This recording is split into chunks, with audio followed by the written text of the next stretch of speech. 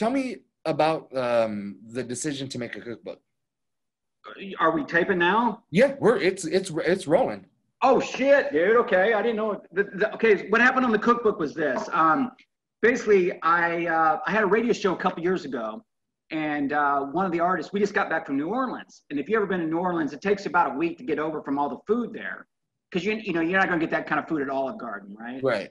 So I was interviewing somebody, and they were like, "Hey man, I'm from New Orleans. My grandmother's from New Orleans. I got this jambalaya recipe I've had for 100 years." So I collected it. And then it kind of became an ongoing thing. So I started collecting a few of these recipes. Well, after I had about 20 or 30 of them, I met this organization called We Rock for Autism. It's a 501c out of South Florida. And they do music therapy for kids that are on the spectrum. Well, that's in our wheelhouse, right? Music, food, and all that. And I happen to have a son that's it's on that spectrum, you know, went to autistic school and everything. I just got the one boy. And so it just kind of all came together. And now I'm not the charity. I'm just the author of the book. But what I did was I just started reaching out to my friends in the rock and roll community and the guys I've played with on the road. And it's amazing how many of these guys were actually cooks. So, you know, owned restaurants. So the recipes just 80 or 90 for the book. But time it was all done, I did this one. It's a 8x10 hardback. It's 127 pages, full glossy. And it has 57 recipes. So I ended up calling it Volume 1 because I'll probably do another one. But yeah, it's just, I didn't call any managers, lawyers, record labels, none of that. I just reached out to my buddies. How did you, you know, there's been, I have two people in my, you know, two children in my family that have autism. So, you know. What was your discovery of it? Like, because after a while, it wasn't like at 3 or 4, like we realized. It was like 6, 7, and we're like, oh, maybe there's something going on. What is your story, and how did you guys discover your boy had autism? Well, you know, same thing. It's my first kid, so I had nothing really to compare it to. That's something on its own. And then about 6 or 7, when he was that age, you know, we noticed that he was a little bit different, just hyper. He would do stuff like, you know how a lot of kids at that age would be watching, say, Rugrats or whatever the hell they were watching at the time. My kid was watching Mythbusters. So, you know, he's high functioning. So, and then he started lining his cars up and everything had to be lined up and a lot of routine. If you said something to him like, hey, tomorrow we're going to go get pizza. And for some reason the car broke down or some major emergency where you couldn't have pizza, he didn't understand that he couldn't have pizza because you told him that. So everything's like totally literal. I'll give you I'll tell you back to that in a second. But when he was like in 2nd, 3rd grade, I remember they asked him what his favorite color was, you know, blue, black, green, whatever. And he left it blank and got an X for it. So then I had to tell him, hey son, why did you not answer the question? Because he said, I don't have a favorite.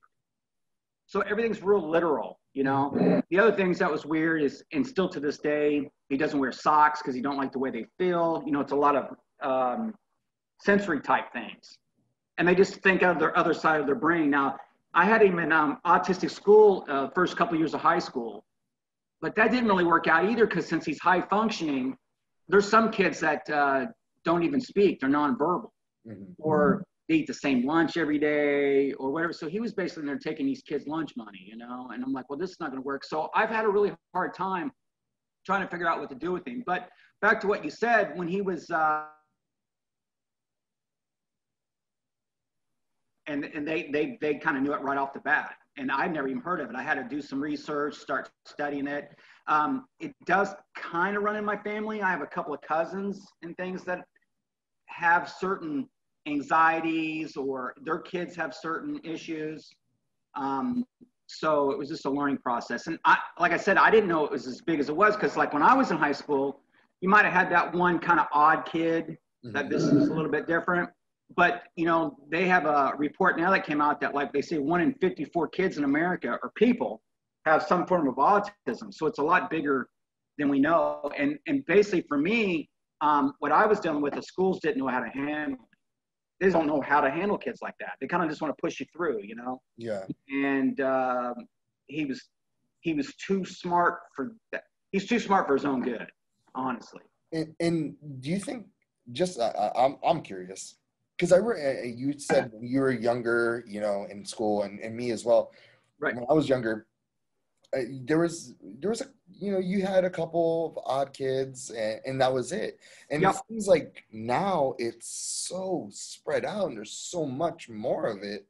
Yeah. I think there's something in our lives, in our fabric of America mostly, that is causing this, whether it be foods, whether it be excess amount of sugars, or is there anything in your Well, yeah, listen, I'm with you on all that, right? I think there's way too many kids. Now they'll say there's more kids because of more testing, but I don't really totally agree with that, because as you said, and we said, we had that experience as children.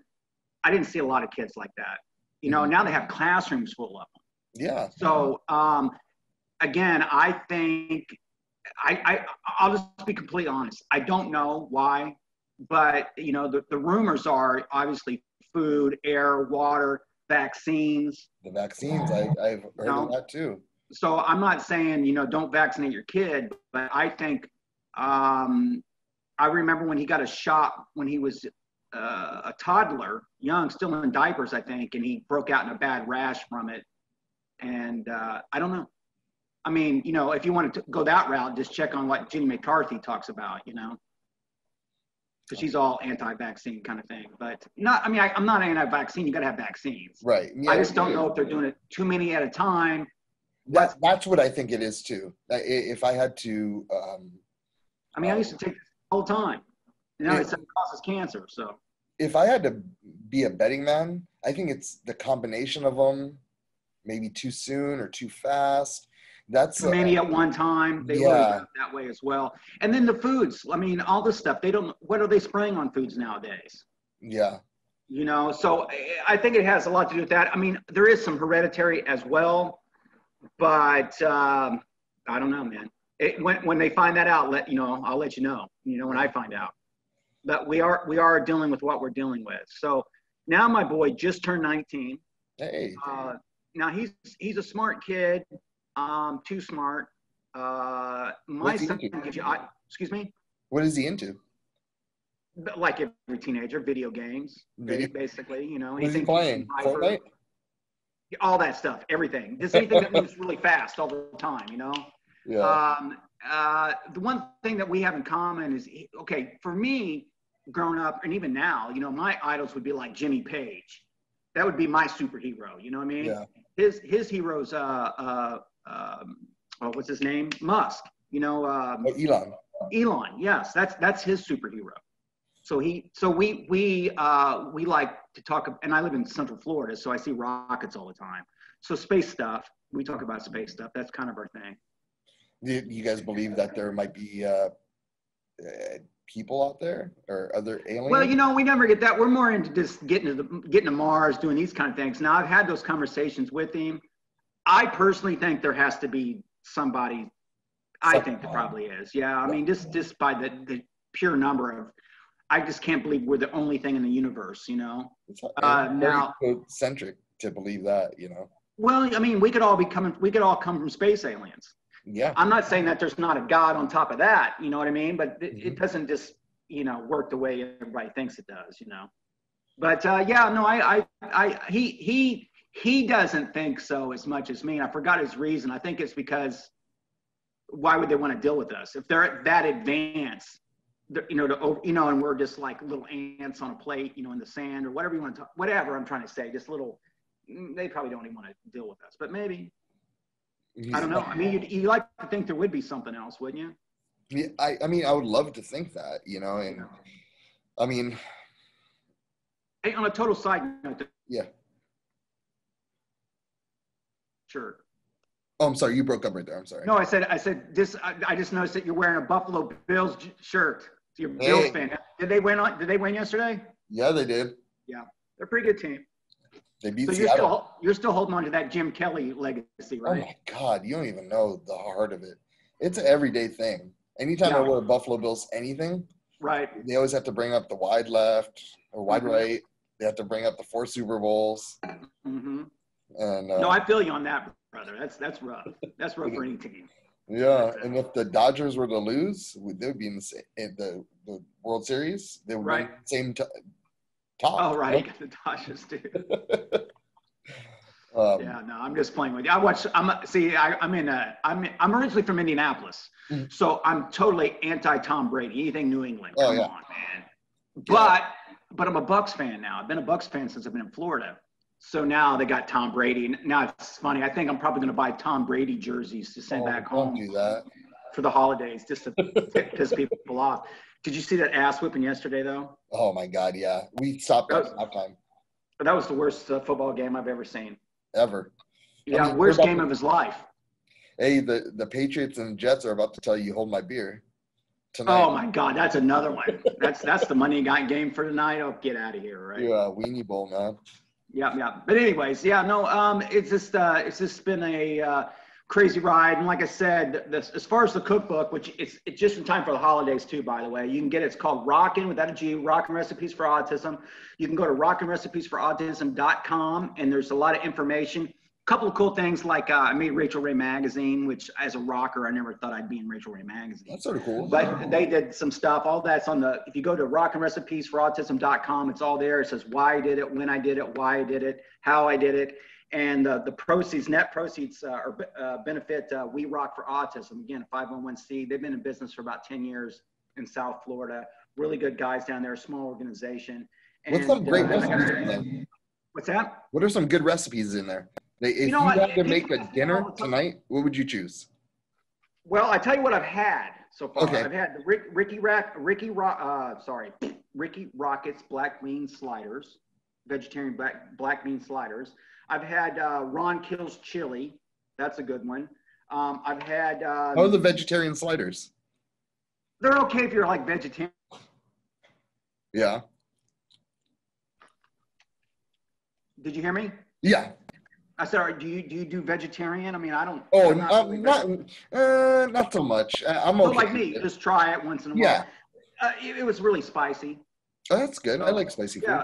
Yeah. So that really helped it out. I've had a couple of marinara sauces. Like here's Joey Allen's Mamma Mia sauce from Italy. So. How did you like it in comparison? What's that? Can you tell the difference? Yeah. From the sausage, you mean? Yeah. You made? Yeah, it was really good. But see, like my family's from Sicily. Yeah, no, it was good. Here's Phil Sasson. He plays with Last in Line now, but he played with Ozzy, Billy Idol. He did the Jakey Lee. He wrote Shot in the Dark, matter of fact. But like this guy was a chef in real, you know what I mean? He still is. So a lot of guys are actually chefs. And then here's a good one too. Frankie Benelli. He did pumpkin ravioli. The late Frankie Benelli. Has anybody said when I imagine you're reaching out to these people and say, hey, by any chance do you have any recipes lying around? And did you ever get a shitty recipe and you're like, guy, I can't put this in a book? No, I took everything they gave me. I wasn't really that picky. I didn't put it in order. Like there's no breakfast section or dessert section. I just recipes. So it's really like. But I will tell you, the thing about the book that I did like is, first of all, it's never been done before. I can't find anybody that's ever done it. These are rock star written recipes. Again, a lot of them passed down. They all have a little bit of a story to them. But the thing that's cool about a book is that if you happen to like, let's say, what Doug Aldridge from Whitesnake cooks, and you're happen to be a Whitesnake fan, you'll buy the book. Mm-hmm. If you happen to have somebody, like you said, you have somebody in your family that has autism, and you want to support autism, you buy the book. But the other thing too is if you just like to cook, my girl, my fiance, she grew up in a kitchen. Her parents owned a diner in Georgia, and she still has the Martha Stewart and Rachel Ray and all those books, Paula Deen. She's got all those cookbooks. So the thing about a cookbook, it doesn't expire. Mm-hmm. You could be in a rock band, cut an album, and a year from now that album is done. They're all ready for the next one. But a cookbook, this is something you can still pull out 5, 10, 20 years from now and still pull out recipes. So it's really a 3-for-1. But no, I honestly, most of the recipes are pretty advanced. I thought they were going to be really silly. Now, I did get one from the bass player of a band called Helix out of Canada. He gave me that ramen noodle tuna fish one. Remember, like when we were a kid and you're on the road and you're broke, you always eat that kind of stuff. So that was classic. I love that. And I have another one. It's like a mac and cheese one. So that was kind of funny. But that's one of my questions I always ask bands. One of my questions, my main questions is, give me a recipe that you make on the road. Oh my God. Man, that's pretty tough, dude. I don't even know what to say. I mean, a lot of people, that's like a staple question I ask. Yeah, usually. Because I think it's interesting. Well, usually when you're on the road, the venues provide food. So you're stuck eating a lot of bar food, you know, pizzas and burgers and stuff. The last time we went to Sturgis, we were cooking for ourselves, but basically it was breakfast, bacon and eggs and that kind of thing, you know. No, you know, I mean, we've taken a few buses on the road, a few RVs on the road, and we always try not to cook in them because you smell them up, you know. Yeah. Somebody just takes one person to burn something and you're done. Yeah, no. I usually eat what other people cook, you know? Yeah. Yeah. And like a lot of, like if I'm remembering right, a lot of, you know, these younger guys I interview, they're always like, it's like jail food, you know, like, oh, cheese with chips and then we put it, you know, then we put some bouillon in it. And right. Oh, well, listen, dude, I have to say I'm a little, them days are behind me. I don't eat like that anymore. You know what I mean? I'm not so hard to eat like that when you get older, man. You just can't. No. It's like drinking. You know, you used to be able to drink a little bit, and the next day you could jump up and go for it, man. I need like 2 days to recover now. Yeah, I don't even drink at all, man. I just smoke weed. That's it. Well, hey, God bless you. California. You know, I was there in February, by the way, and I've never seen so many, what do you call that, little pot shops. Oh, everywhere. It's everywhere, dude. It's on every block. And it blew my mind, too. Like I said, it's the first time I've been in California in a couple of years. And I was there in February, and I just remembered that, you know how you go to a restaurant and the server might go outside and have a cigarette? Yeah. Now they go out and toke. Yeah. It's the craziest thing, man. It is. I don't know if that's all good or bad, but I like, you know, weed's cool, but no, we don't have that in Florida yet. I think they just now passed the medical marijuana thing, finally. Just barely passed it this round? That just passed? I knew that just happened. Oh, my God. Yeah. Even Texas passed it. Well, that's good, right? I mean, you might as well, listen, you don't hear a lot of people stone driving. Right. You know, like when I get stoned, I just order Uber Eats. That's it.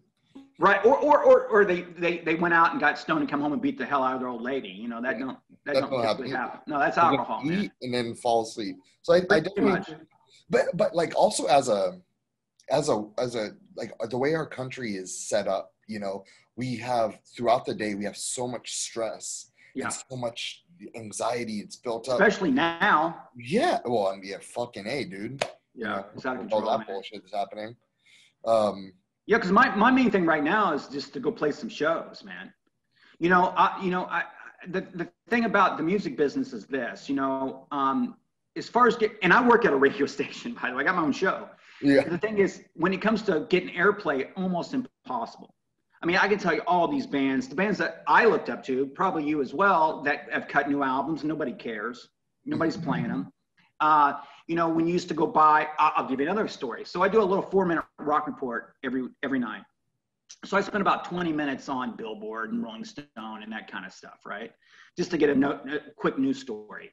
And, you know, vinyl last month outsold CDs. Oh, did it really? Yeah, but that's not because vinyl's selling more. It's because less people are buying CDs. Mm-hmm. So I had a guy this last month. He's like, "Hey man," because we do on Mondays we interview nationals, and I've had Brad Gillis and Rudy Sarzo, and just interviewed Jack Russell from Great White. And then on Wednesdays we do independent artists.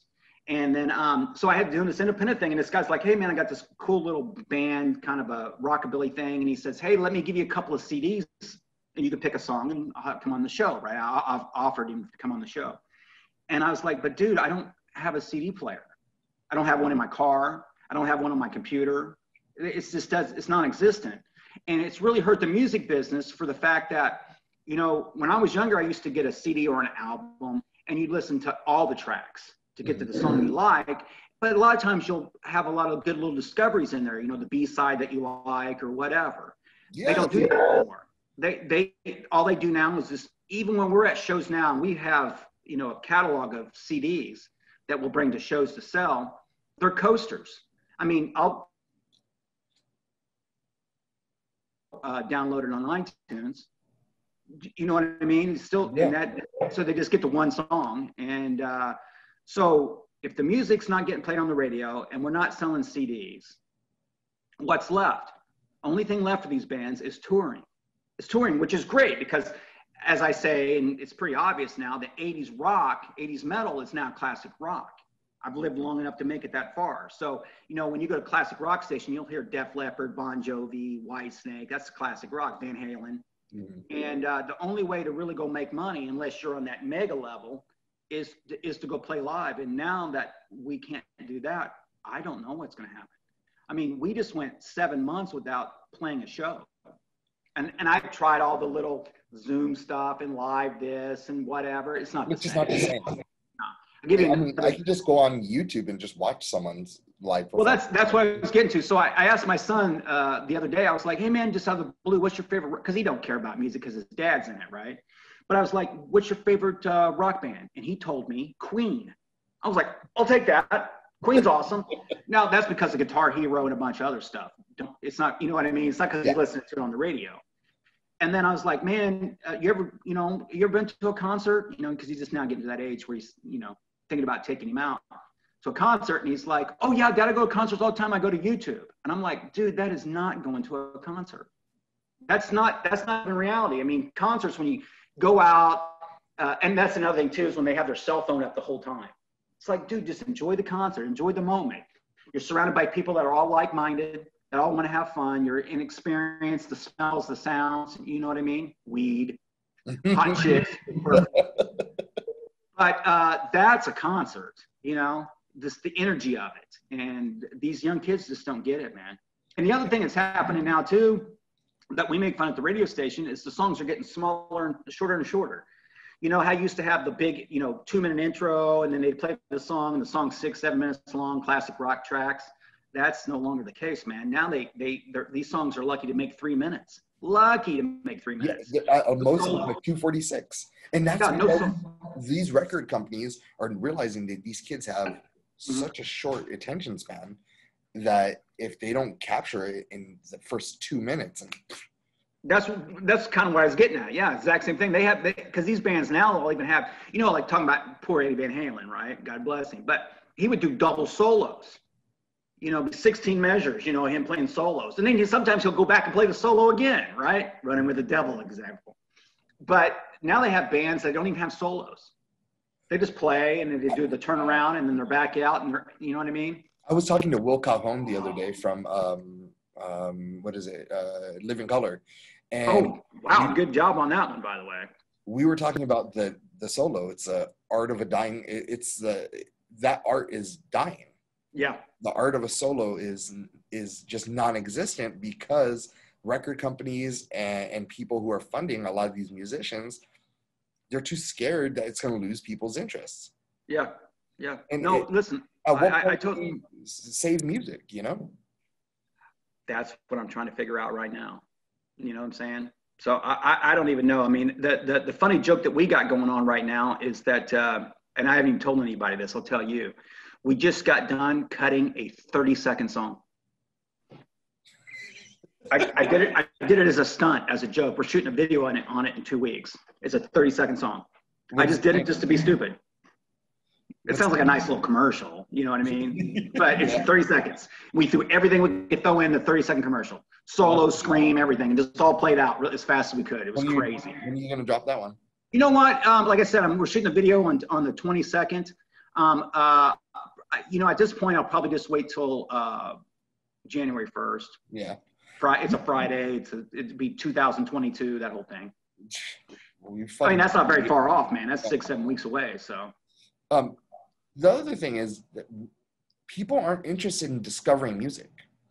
When I was a kid, I would literally save up lunch money for 2 weeks to get $14.50 to go down to drive or to ride my bike because my parents didn't like my music. Right. to ride my bike 11 miles. I know it sounds like an old man telling a fucking story about when I was a kid. Yeah, it is. To listen to 100, like, because at this record store, you're allowed to listen to records before you buy it.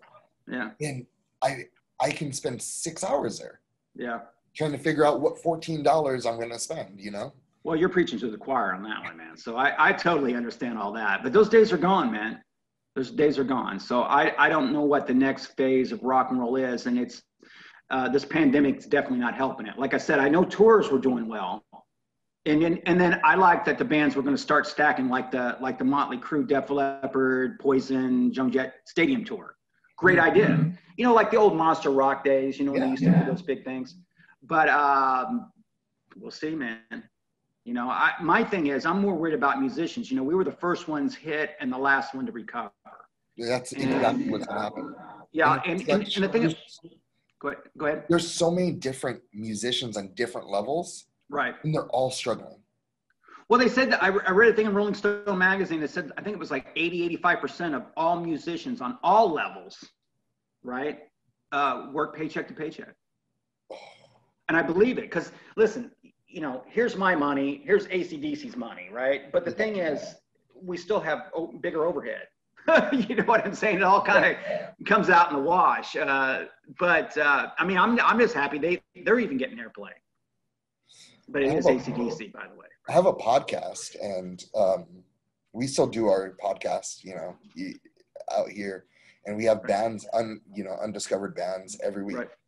And this past week, this is the first time I really got lost. I got lost in the moment, man. Right. Like I forgot, and that's what music does, right? I forgot about the election results. I forgot about fucking COVID. And for that little bit of time, I remembered there was a life before this. Yeah, people don't understand how important music really is. And again, it's our own dysfunctional family. You know, like when we do a show, again, we're all like-minded, we're all into the same thing. And music always brings you back to a certain time. I mean, they've already taken music out of schools, right? Yeah. And now, you know, they're basically taking it off the radio unless you're 5 artists, you know? Yeah. And now you take away tour, what's left? Buying. I mean, my thing is right now for people that are supporting certain bands is a good time to buy their merch and try to keep it going because I really believe that and it's not done yet either, man. We may only halfway be through this thing. There's already shows canceling in April of 2021, festivals. So I'm like, how long can you go without playing live? And a lot of these musicians, just the way they are set up, are pretty sensitive anyways. You know what I mean? They're musicians. Yeah. They ain't working a 9-to-5 job going in and stamping a clock, man. They're rock and roll guys. So they're already, you know, So, I mean, I do enough just to keep my guys going, just trying to keep the morale up. And then sometimes I'm down, you know, like, what am I going to do today? Who do I call? What can I plan for next week? What can I plan for next month? I don't really know yet. So it's been really, really brutal that way. And like I said, at least for me, I got the radio station. It's 9 to 5, or not 9 to 5, but Monday through Friday. And that at least gives me an outlet. Yeah. You know, I talked to, like I said, I did Jack Russell on last Monday, and he said it. He was like, man, this is the longest I've been off since I've, you know, ever in my life. And he said, at least you have an outlet. And I was like, oh, you know, you're right. Even when, I got to put on my shoes and get up there and do it. But after you get there, it's all good, you know? Yeah. But yeah, man. So if it's just really like guys like yourself, just keep flying that flag, man. Just keeping that rock and roll alive. That's all you can do. Yeah, it's definitely it's scary, you know. If it would be easy, we'd all be doing it. You know what I mean? That's the whole thing with rock and roll. And nothing is owed to you. You know, making it in rock and roll, I had a smarter, I know a lot. Thing about me, I'm lucky that I've met smarter people than me in my life. And they said, look, can you pay your power bill? And I was like, yeah. Did you just buy groceries? Yeah. Well, you're a rock star. You're a full-time musician. I'm like, oh, good. You know, because you always want that brass ring. You know, you always think about that dream. I'm going to get that brass ring. But the problem is there is no brass ring. It doesn't exist. They're just different levels of the same shit. That's the truest thing. I try to explain that to people. And that's true, man. That's the truest thing ever. Same levels, same shit. I did this documentary I was telling you about, the Novavax being cheesy 10 years ago. And the funny line that I came out of that with was, they were asking me about what's the difference between us and say like a band like Def Leppard, right? And I'm like, they have 200 shows, 200 girls after a show. We only have 20. I mean, that's the difference. You better be the best looking guy in that group then. Oh, I kind of am, I think so. But listen, you still got 20. There's only 4 of us, right? Dude, man, you look good for. I'm not gay or anything. I'm an old dude, yeah. Dude, for your age, you look good. You look younger than me. I'm in my 30s. Well, I'm older than that. Yeah. Yeah. You'd be my kid. That'd be weird, wouldn't it? Yeah. But I appreciate that. See, that made my day, man. See, I don't get that I don't get any compliment. Chick across the bar, that look, you know the look, right? You're like, hey, what's up, girl? And then I'm thinking to myself nowadays, am I being flirty, nice, or am I being old and creepy? Right. Like, I don't even know how to determine that. And like when people are nice to me, I try not to even react to it. Hi. Right. Because if you give too much attention, then it's like you're flirting with the line of, am I a creepy guy now? Yeah, I'm the old creepy guy. Yeah, I know. It's part of life, dude. But what's the alternative, right? Oh my God, just put your fucking head down. Man. But no, we're just still out there trying to represent 80s metal, dude. I mean, we're still doing it, still putting on the eyeliner, still rocking, blowing stuff up. You know, it's been really good. When we do shows, a lot of people will come up to us, and I'll give you another funny one. So I did a bike event. We do a lot of bike events. And I did a bike event last year, and these 22, 23-year-old girls come up to me and go, oh my God, you know that move you guys do where we get on stage and we kind of do like this, right? A little rocking back and forth. They're like, man, I know a band that stole that from you guys, right? Like, I've stole it from everybody else, right? I'm like, what's the name of the band? They're like, what is the name of the band? Oh, Judas Priest? I'm like, get out of here. That's who I stole it from. That's funny though, you know what I mean? To hear these, like, we've never seen an 80s rock band before. So we're still swinging that, you know what I mean? All right. And the last thing is, since because I'm a big Bubba fan, do you have any interactions with him? No, I met Bubba a couple times. Like I said, Bubba gets piped in, so I know he's down in Tampa. I don't see him all the time. We're like the ugly stepsister of the radio show. We're like the new guys that come on at 7 at night, you know what I mean? And all we talk about is rock and roll and sex. So, yeah, I mean, I can reach out to him, but I'll definitely give him the word, tell him that you said hi, that you're a big fan. Huge fan, man. He's still doing it, dude. He's still doing it. Man, I literally have interviewed Manson from the show and Brent in the past, like, 2 months. Oh, wow. There you go. Yeah. Yeah, Florida Man Radio 105.5. You can check it out, .com. So, but Bubba's still out there throwing his stuff around and still talking about Hulk Hogan. Oh, my God. You better shut the fuck up. Man, Bubba's an icon on that level. You know what I mean? I think that his radio show, when it was on Sirius, was the best radio show ever in history of radio.